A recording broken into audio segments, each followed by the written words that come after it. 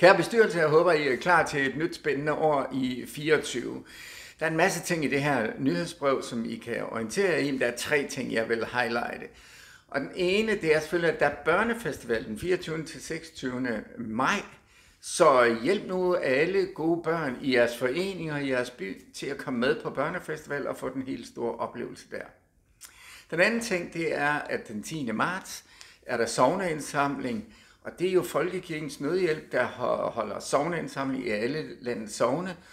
Og vi har lavet og udbygget et samarbejde med Folkekirkens Nødhjælp, og der vil vi gerne sende en opfordring ud til dem af jer, der allerede gør det og plejer at gøre det, og dem af jer, der ikke har gjort det hidtil, men lavet et arrangement i foreningen omkring sogneindsamlingen, så I bidrager for noget meningsfuldt, for en gudstjeneste, kommer ud og møde de lokale og får samlet ind til verdens allerfattigste.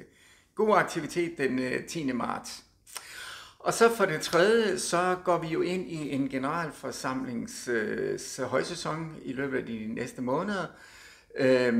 Husk at få blandt andet holdt fokus på, at vi har et landsmøde i november måned, hvor der skal vælges delegerede. Og husk, at især unge i foreningen skal jo med på landsmødet for at få en god oplevelse af demokratiet og fællesskabet i vores hele lands organisation.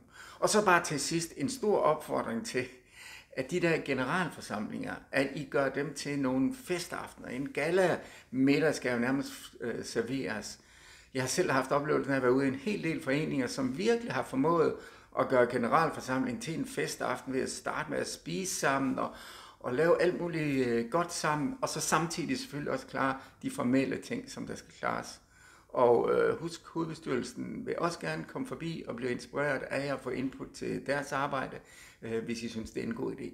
Men held og lykke med generalforsamlingen og have et rigtig godt 2024.